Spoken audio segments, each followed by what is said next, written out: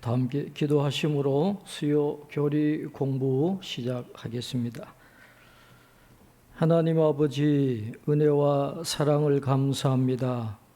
오늘도 이 시간 하나님 앞에 나오게 하시고 말씀을 통해서 귀한 것 배울 수 있도록 은혜 주신 것을 감사합니다. 이 시간 배우는 교리를 통해서 우리의 신앙이 더욱 풍요로워지는 은혜를 경험하게 하시고 이 시대의 여러 가지 도전에 올바로 응답하며 또 배운 내용들을 통해서 우리의 삶이 변화될 수 있는 큰 은혜를 체험하는 귀한 시간들이 될 수 있도록 축복해 주시옵소서. 성령께서 함께 하시고 영적인 길을 열어주시고 깨닫게 하시는 은혜를 내려주실 줄 믿고 예수님의 이름으로 기도하옵나이다. 아멘. 찬송가 438장 함께 찬송하겠습니다.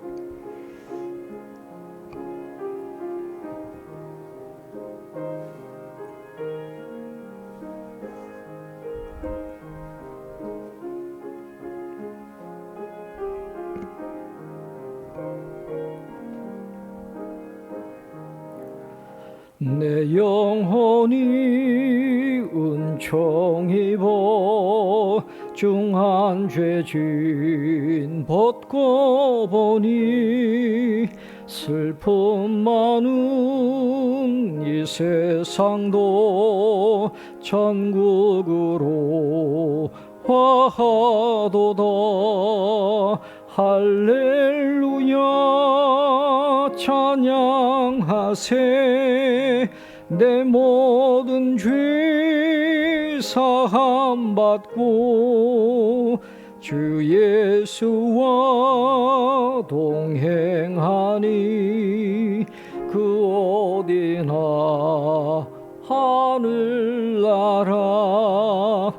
주의 얼굴 뵙기 전에 멀리 뵈던 하늘나라. 내 맘속에 이루어지니 날로 가깝도다. 할렐루야 찬양하세. 내 모든 죄 사함 받고 주 예수와 동행하니 그 어디나 하늘나라. 높은 산이 거친 들이 조막이나 궁궐이나 내 주 예수 모신 곳이 그 어디나 하늘나라. 할렐루야 찬양하세. 내 모든 죄 사함 받고 주 예수와 동행하니 그 어디나 하늘나라. 아멘. 자, 오늘은 교재 4페이지, 기독론 두 번째 교재 4페이지 맨 아래쪽에 있는 7째 경배의 대상부터 공부하도록 하겠습니다. 우리는 지금 예수님께서 신의 속성을 지니고 계셨다 하는 증거를 공부를 하고 있습니다. 지난 시간에 배운 걸 잠깐 복습을 하고 넘어가면 첫 번째는 전능의 증거다. 능력이 많으신 예수님, 하나님의 능력을 동일하게 소유하신 예수님, 전능의 증거. 두 번째는 영원성의 증거입니다. 영원히 계시는. 세 번째는 전지의 증거라 그랬습니다. 모든 것을 알고 계시는 예수님. 네 번째는 편재의 증거라 그랬습니다. 우리가 흔히 이야기하는 무소부재하신 하나님이 곧 예수님이 그런 편재하시는 능력을 갖고 계신다. 다섯 번째는 신적 주권의 증거라 그랬습니다. 하나님만이 가지고 계신다라고 생각했던 그 권리를 예수님도 갖고 계십니다. 그래서 죄 용서의 권위를 예수님도 갖고 계셨다 그랬습니다. 그 다음 여섯 번째는 불면의 증거가 있다. 예수님은 버릴 권세도 있지만 목숨을 다시 찾을 권세가 있어서 불멸하시는 신성을 갖고 계신다. 그렇게 말씀을 드렸습니다. 이번에 일곱 번째, 경배의 대상이 되신다 그랬습니다. 요한계시록 19장 10절입니다. 내가 그 발 앞에 엎드려 경배하려 하니 그가 나에게 말하기를 나는 너와 및 예수의 증언을 받은 내 형제들과 같이 된 종이니 삼가 그리하지 말고 오직 하나님께 경배하라. 예수의 증언은 예언의 영이라 하더라. 그렇습니다. 천사가 나타나니까 사도 요한이 그 발 앞에 엎드려서 경배하려고 했다. 천사를 경배하려고 했던 건 아니었습니다. 왜냐하면 골로새서 2장 18절에 보면 이미 초대 교회에서도 이 천사를 경배하고 숭배하는 것을 잘못된 것이라고 인식했기 때문에 천사를 경배하려고 엎드린 건 아니에요.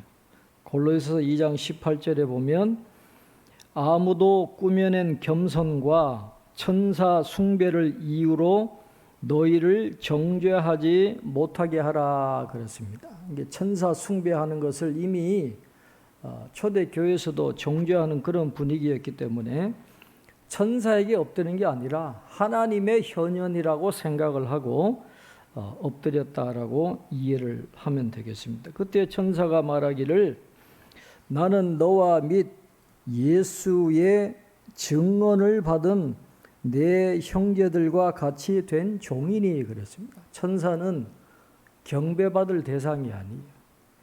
사도들처럼 예수의 증언, 예수님의 생애와 죽음과 그리고 부활로 증거하신 것들을 이 천사들도 그대로 받아가지고 증거하는 종에 불과하지 경배받을 대상이 아니다라고 이야기합니다. 그러면서 삼가 그리하지 말고 오직 하나님께 경배하라 그렇게 말씀을 하고 있습니다. 천사들은 경배받을 대상이 아니라 예수의 증거를 전하면서 그 사람들이 증거를 받고 하나님을 경배하고 하나님께 나아가도록 섬기는 역할을 하는 종에 불과한 것을 천사가 스스로 가르쳐 주고 있는 것을 보게 됩니다.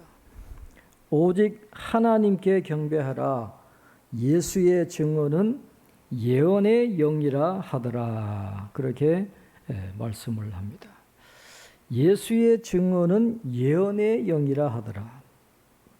이건 예수님께서 증언하신 것이 예언하는 영의 중요한 관심사이고 핵심일 뿐만 아니라 예언의 영에 의해서만 성취된다라는 것을 강조하는 의미다라는 것을 이야기를 하고 있습니다. 하나님만이 경배를 받으셔야 되고 또 동일한 신성을 가지신 예수님을 경배해야 된다라는 것을 결론적으로 말씀을 해주고 있습니다. 두 번째 빌립보서 2장 9절로 11절에 이러므로 하나님이 그를 지극히 높여 모든 이름 위에 뛰어난 이름을 주사 하늘에 있는 자들과 땅에 있는 자들과 땅 아래에 있는 자들로 모든 무릎을 예수의 이름에 꿇게 하시고 모든 입으로 예수 그리스도를 주라 시인하여 하나님 아버지께 영광을 돌리게 하셨느니라. 그렇게 말씀합니다. 예수님이 경배의 대상이 되신다는 거예요. 지극히 높여라고 하는 말은 가장 높은 곳으로 올려지다라는 그런 의미를 갖고 있습니다.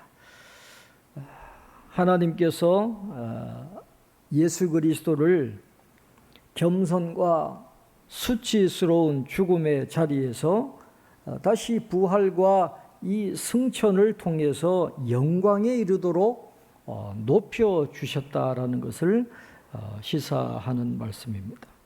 그래서 예수님을 가장 높은 곳으로 올리셔서 모든 이름 위에 뛰어난 이름을 주셨다 그랬는데 모든 이름 위에 뛰어난 이름이 뭘까요? 문맥상을 보면 11절에 나오는 모든 입으로 예수 그리스도를 주라 시인하여 주라고 하는 전 우주를 다스리는 주권을 갖고 계시는 능력의 주님이라고 하는 그 이름을 주셨다라고 말씀을 하고 있습니다. 그래서 이렇게 성경은 이 맥락을 살펴보면서 앞 구절과 뒷 구절을 살펴보면서 성경을 해석을 해야 됩니다. 이단은 그렇지 않아요. 그 한 절만 집중해서 단어 하나를 가지고 이상한 교리로 끌고 가지 절대로 앞에 말씀과 뒤에 말씀과 문맥을 연결시켜서 보게 하지를 않습니다. 그러니까 이단을 어떻게 분별하느냐? 그 성경을 해석할 때 문맥을 살피느냐 살피지 않느냐를 봐도 우리가 얼마든지 분별할 수 있어요. 성경은 주님을 예수님만을 주님이라 그러지 어떤 이단 교주를 주님이라 그러지 않잖아요. 그러니까 예수님께 주님이라고 하는 주라고 하는 이름을 주셨다라고 하는 것을 성경은 분명히 가르쳐주고 있어요. 온 우주를 다스리는 주권은 예수님께 하나님이 주셨다라는 것입니다.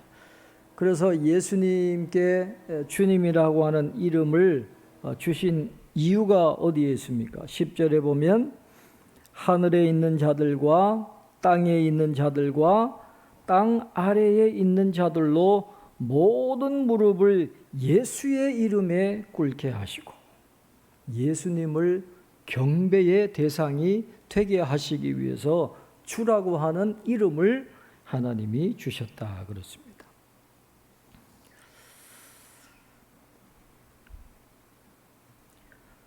하늘에 있는 자들은 천사들과 같은 그런 초자연적인 존재와 성도들을 의미하겠죠. 그 다음에 땅에 있는 자들은 이 땅에 지금 살아가고 있는 사람들, 그 다음에 땅 아래에 있는 자들은 사단의 무리와 지옥에 있는 자들을 가리키는 것입니다. 그 모두가 예수님을 경배하도록 그 이름 앞에 무릎을 꿇도록 하기 위해서 예수님을 지극히 높이시고 주라고 하는 이름을 주셨다라고 그렇게 말씀을 하고 있습니다. 예수님을 주라 시인하는 것이 하나님 아버지께 영광을 돌리게 되는 것이다라고 그렇게 말씀을 합니다.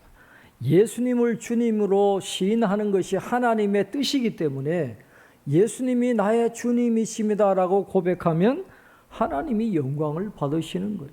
그래서 예수님이 경배의 대상이 되신다라는 것을 빌립보서는 우리에게 분명하게 가르쳐 주고 있습니다. 세 번째 히브리서 1장 6절 말씀. 또 그가 맏아들을 이끌어 세상에 다시 들어오게 하실 때에 하나님의 모든 천사들은 그에게 경배할지어다 말씀하시며 그랬습니다. 여기서 이 맏아들이라고 하는 이 용어는 시편 89편 27절에서 기원된 용어인데, 시편 89편 27절에 보면 이렇게 말씀해요. 내가 또 그를 장자로 삼고 세상 왕들에게 지존자가 되게 하며 그랬습니다. 장자로 삼았다. 맏아들이잖아요. 그러니까 예수님의 우월성과 절대성을 나타내는 칭호입니다. 맏아들. 그래서 모든 창조물이 창조되기 이전에 계셨고 만유를 상속받은 분임을 강조하는 표현이 맏아들인데, 이 맏아들이 세상에 다시 들어오게 하실 때에 주님이 재림하시는 걸 이야기하는 거예요. 그 주님이 재림하실 때에 하나님의 모든 천사들은 그에게 맏아들에게 경배할지어다 말씀하시며 그렇게 말해요. 온 우주를 다스리시는 권세와 능력을 갖고 계신 주님이 재림하실 때 천사들도 그에게 경배해야 된다는 거예요. 예수님은 경배의 대상이셨다라는 것을 히브리서 1장 6절은 우리에게 가르쳐 주고 있습니다. 자, 네 번째 요한계시록 5장 12절로 13절에 큰 음성으로 이르되 죽임을 당하신 어린 양은 능력과 부와 지혜와 힘과 존귀와 영광과 찬송을 받으시기에 합당하도다 하더라. 내가 또 들으니 하늘 위에와 땅 위에와 땅 아래와 바다 위에와 또 그 가운데 모든 피조물이 이르되 보좌에 앉으시니와 어린 양에게 찬송과 존귀와 영광과 권능을 세세에 돌릴지어다 하니 그렇게 말씀하고 있습니다. 요한계시록 5장 12절은 수많은 천사들의 찬양하는 내용이 나오고 있습니다. 이 요한계시록 5장 12절은 요한계시록 7장 12절과 굉장히 유사한데, 이 찬양의 내용이 7장 12절에서는 하나님께 돌려지고 있어요. 그 하나님께 돌려지는 찬송이 요한계시록 5장 12절에서는 어린 양께 돌려지고 있다라는 거예요. 그러니까 똑같은 찬양이 하나님께 돌려지고 계시록 5장에서는 어린 양께 돌려지는 것이니 하나님과 어린 양이 동일하다라는 것을 지금 나타내 주고 있는 겁니다. 찬양의 내용은 어린 양께 7가지를 돌리잖아요. 능력, 부, 지혜, 힘, 존귀, 영광, 찬송, 하나님께 뿐만 아니라 어린 양께 이 찬양을 돌리고 있다라는 겁니다.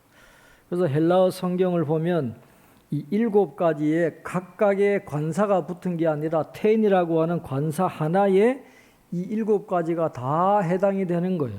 그러니까 예수님은 완전하시고 충만하신 모든 속성을 다 갖고 계시는 하나님과 동일한 그런 능력과 권세와 속성을 갖고 계신 분이다. 경배받으실 대상이다라는 것을 말씀을 하고 있고, 이어지는 요한계시록 5장 13절은 그 천사들의 찬송을 받아가지고 모든 피조물이 화답하는 화답송이 나오고 있는데, 만물이 속한 전 우주의 구속을 성취하신 그리스도를 찬양하는 그 내용이 이어지고 있는 것입니다. 예수님이 경배의 대상이 되신다라는 것을 성경은 우리에게 가르쳐 주고 있습니다.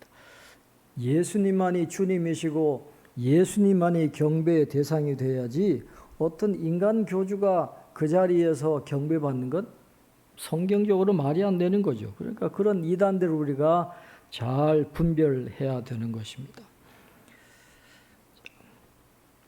그 다음 교재 세 번째 주제인데, 예수님께서 지상에 계실 때에 신적 속성 일부를 포기하셨는가 하는 그런 주제입니다.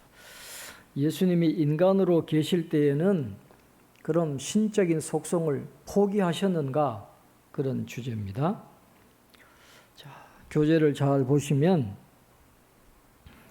예수님께서 자신을 비우셨다는 빌립보서 2장의 표현에 근거하여 케노시스설이 나왔습니다.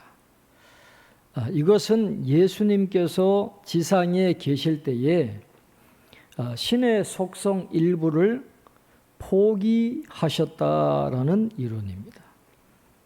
예수님께서 지상에 계실 때에 전지, 전능, 전지, 편재 같은 신의 속성 일부를 포기하셨을까요? 빌립보서 2장 7절은 밑에 나옵니다만은 2장 7절은 오히려 자기를 비워 종의 형체를 가지사 사람들과 같이 되셨고, 자기를 비워라고 말씀을 하고 있는데, 예수님께서 빌립보서 2장 7절은 예수님께서 자신의 신의 속성 일부를 포기하셨다라고 하지 않으셨습니다. 신약의 다른 성경도 그렇게 말하지 않았습니다. 예수님이 자신을 비웠다는 것은 헬라어로 속성 일부를 포기하셨다는 것을 의미하지 않습니다. 빌립보서 본문은 예수님께서 신의 속성 일부를 비우셨다고 한 것이 아닙니다. 속성의 일부를 비우셨다고 하는 의미가 아니다라는 것입니다. 예수님께서 자신을 비우셨다는 것은 신의 속성 일부를 비우셨다는 것이 아니라 종의 형체를 취하셨다라는 것을 의미하는 겁니다. 예수님이 인간이 되셔서 죽기까지 복종하셨다는 것을 그렇게 표현한 것입니다. 자신을 비우셨다는 것은 신의 속성을 포기하셨다는 게 아니라 자신을 낮추셨다 하는 그런 의미다라는 것입니다.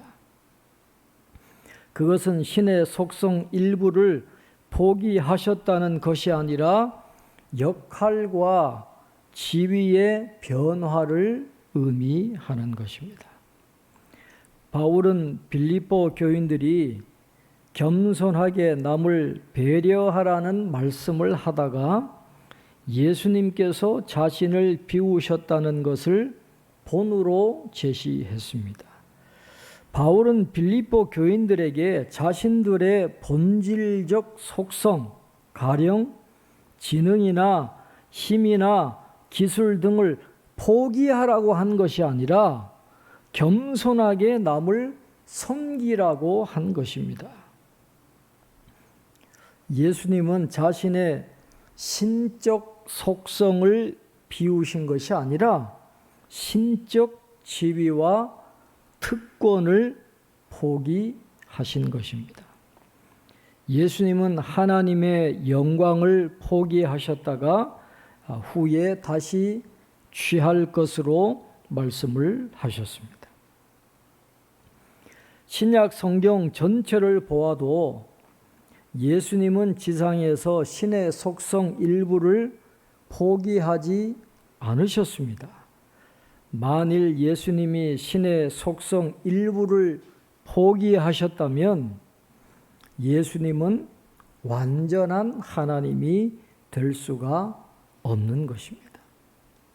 자, 예수님은 신적인 속성의 일부를 포기한 게 아니라 신적 지위와 특권을 포기하셨다라는 것을 우리가 잘 이해를 할 필요가 있습니다. 자, 1번 빌립보서 2장 5절로 8절에 이렇게 말씀을 합니다. 너희 안에 이 마음을 품으라. 곧 그리스도 예수의 마음이니 그는 근본 하나님의 본체시나 하나님과 동등됨을 취할 것으로 여기지 아니하시고 오히려 자기를 비워 종의 형체를 가지사 사람들과 같이 되셨고 사람의 모양으로 나타나사 자기를 낮추시고 죽기까지 복종하셨으니 곧 십자가에 죽으심이라. 그렇게 말씀을 합니다. 성육신, 예수님의 성육신을 가장 아름답게 표현한 말씀이 이 빌립보서 2장 5절에서 8절 말씀입니다. 이 앞에서 사도 바울은 빌립보 교인들에게 겸손할 것을 권면을 했는데 그 겸손의 가장 궁극적인 모델로 지금 예수님을 소개하고 있는 겁니다. 겸손의 궁극적인 모델이 누구냐? 바로 예수님이신데 자신을 낮추시고 자기를 부정하심으로 십자가를 지기까지 복종하신 것처럼 너희들도 그렇게 겸손해야 된다라고 하는 것을 이야기를 하고 있습니다. 위에서 읽은 것처럼 그들에게 지능이나 힘이나 기술을 포기하라고 하지 않고 겸손하게 남을 섬기라고 한 것을 이야기한 것처럼 이 말씀도 예수님께서 하나님과 동등한 그런 위치에 있었지만은 속성을 포기한 게 아니라 그 지위와 특권을 내려놓으시고 인간의 몸을 입고 이 땅에 오셨다라는 것을 강조를 하고 있는 것입니다. 그 다음 두 번째, 요한복음 17장 5절 말씀입니다. 아버지여, 창세전에 내가 아버지와 함께 가졌던 영화로서 지금도 아버지와 함께 나를 영화롭게 하옵소서. 그렇게 말씀을 하고 있습니다. 이 사도 요한은 이 요한복음을 기록하면서 이미 영원전부터 예수님께서 하나님과 함께 하고 계셨음을 기록을 했고 또 예수님이 아버지로부터 보내심을 받았음을 계속해서 강조를 해오고 있습니다. 요한복음 1장 2절에 보면 그가 태초에 하나님과 함께 계셨고 예수님은 이미 태초부터 하나님과 함께 하셨던 분이다라고 하는 것을 강조를 하는데 요한복음 17장 5절에서 보면 예수님은 아버지와 함께라고 하는 말을 두 차례 사용을 하고 있는데 이것은 창세 전에 아버지와 함께 있었던 선제성, 그리스도의 선제성을 강조하는 동시에 지금은 육신의 몸을 입고 있다라는 것을 시사하는 그런 말씀입니다. 아버지와 함께가 지금 두 번 나오잖아요. 아버지여, 창세전에 내가 아버지와 함께 가졌던 영화로서 이 첫 번째 이 함께라고 하는 말은 성육신 이전 상태로의 하늘의 영광의 회복을 의미하는 것입니다. 창세전에 성육신 하시기 이전에 하늘의 하나님과 함께 누리셨던 그 영광을 회복하실 것을 바라보고 계시는 것이고 두 번째 아버지와 함께는 지금도 아버지와 함께 나를 영화롭게 하옵소서라고 할 때 이 함께는 십자가의 승리로 인해서 얻게 될 영광을 보고 있다라고 하는 것을 우리가 이해를 할 필요가 있는 것입니다. 자, 세 번째 고린도후서 8장 9절에 이렇게 말씀합니다.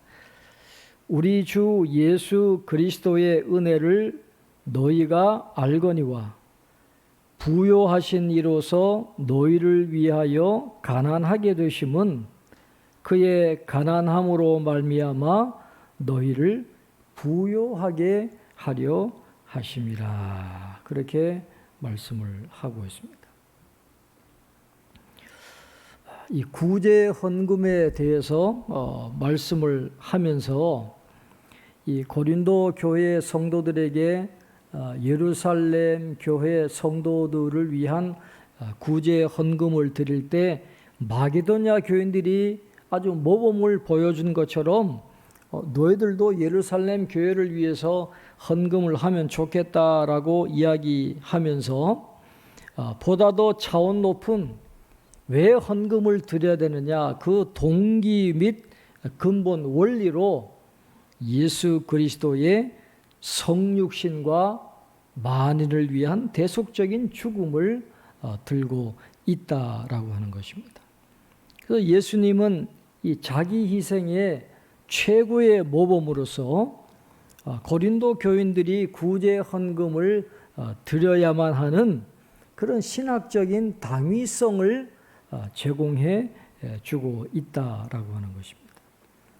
예수님은 영원한 하나님의 독생자로 본질적으로 하나님의 본체시면서 하나님과 동등하신 분이지만은 하늘의 영광을 다 버리시고 낮고 천한 인간의 육신을 입고 오셔서 머리 둘 곳조차 없을 정도로 아주 가난하게 살고 가셨다라는 것을 말씀을 하고 있습니다.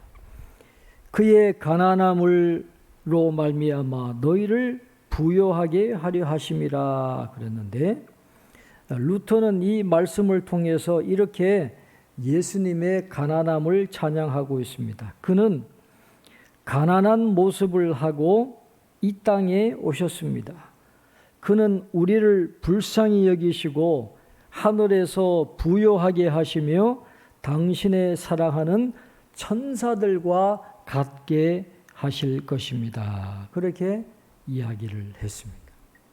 예수님의 가난하심 때문에 우리가 하늘에서는 부유하게 되고 천사들처럼 되는 은혜를 누리게 된다라는 것을 말씀을 하는데 그리스도께서 이 같은 은혜를 주신 것은 그 은혜를 받은 자도 그분이 하신 일을 본받게 하기 위함이다라는 것입니다.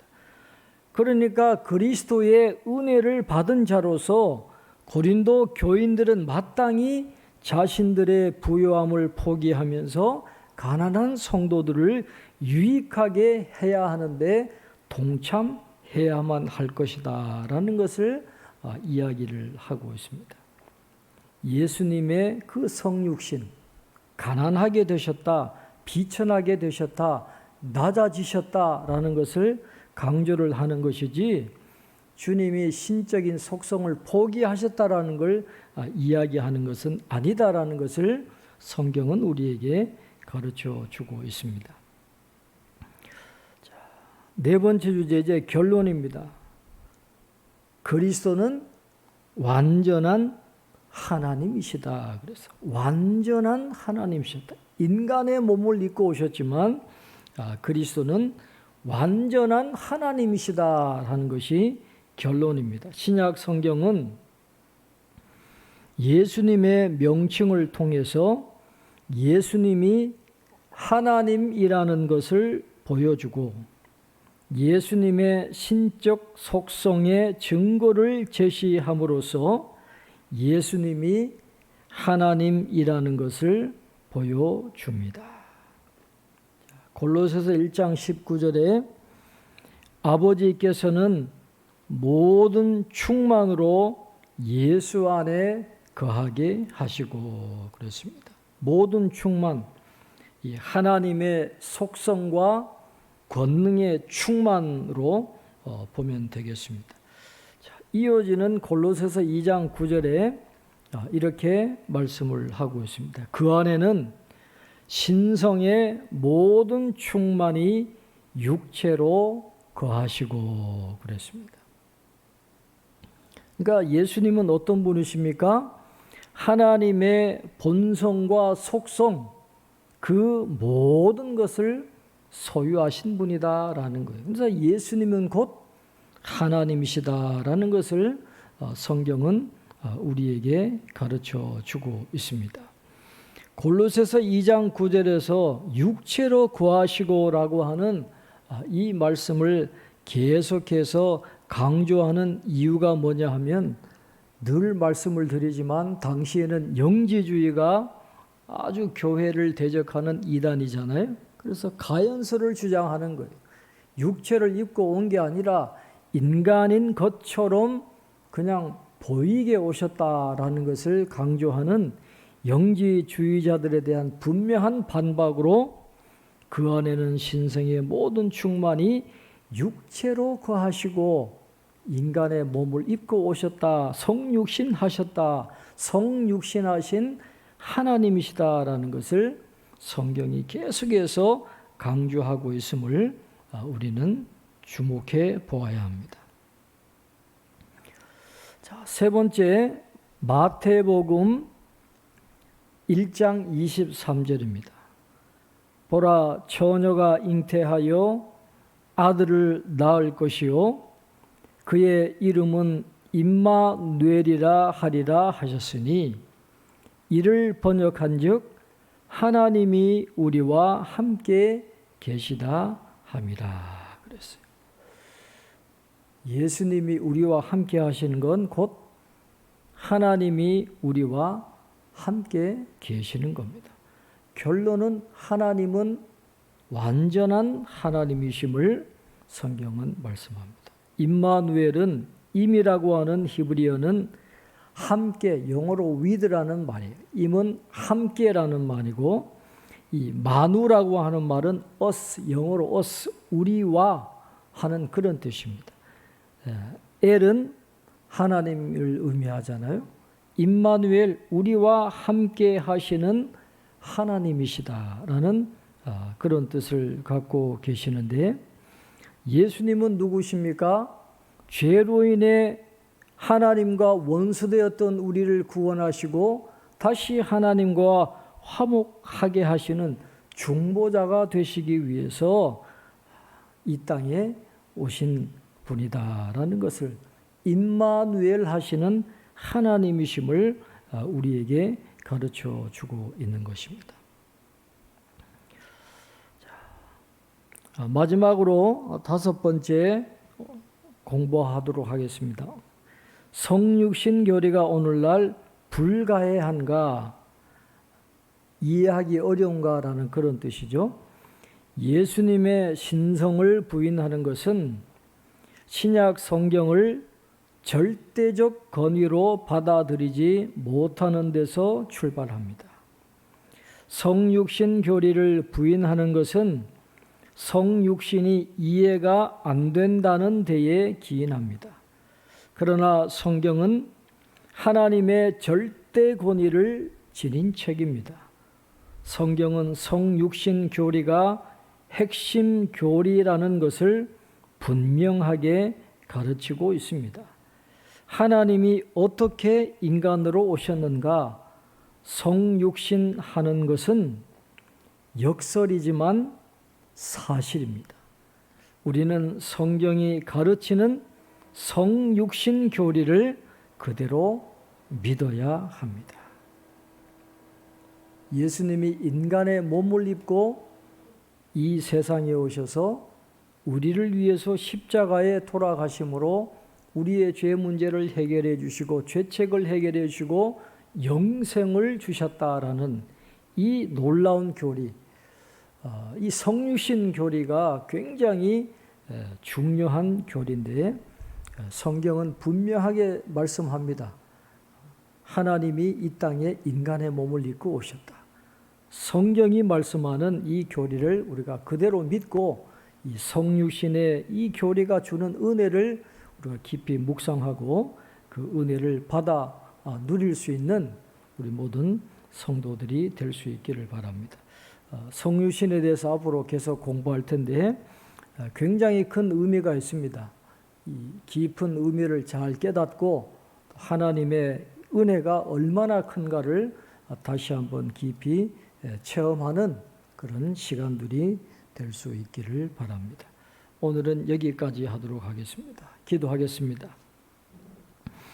하나님 아버지, 오늘도 수요 교리 공부를 통해서 예수님에 대해서 계속해서 공부할 수 있도록 인도해 주신 것을 감사합니다. 예수님은 완전한 하나님이십니다. 하늘 영광을 다 버리시고 우리와 똑같은 연약한 몸을 입고 이 땅에 오셔서 하나님의 구원의 뜻에 순종하셔서 십자가에 못 박혀 죽으심으로 우리를 구원하시고 우리에게 놀라운 은혜와 축복을 가져다 주신 것을 다시 한번 깊이 깨닫고 감사하게 하시니 감사합니다. 이 교리들을 통해서 주님에 대한 이해가 더욱더 깊어지게 하시고 주님의 그 놀라운 은혜를 풍성히 경험할 뿐만 아니라 그 내용을 가지고 이 세상의 모든 도전에 응대하면서 진리 위에 굳게 서고 예수님이 걸어가신 그 길을 온전히 잘 따라갈 수 있는 믿음의 삶을 살아가는 저희들이 다 될 수 있도록 축복해 주시옵소서. 남은 한 주간도 성도들 삶의 자리에 주님께서 함께 하셔서 필요한 것이 많이 있사오니 우리의 주님께서 필요한 것들을 넉넉히 채워주셔서 감사함으로 영광 돌려드리는 우리 성도님들 다 될 수 있도록 축복해 주시옵소서. 감사옵고 예수님의 이름으로 기도하옵나이다. 아멘.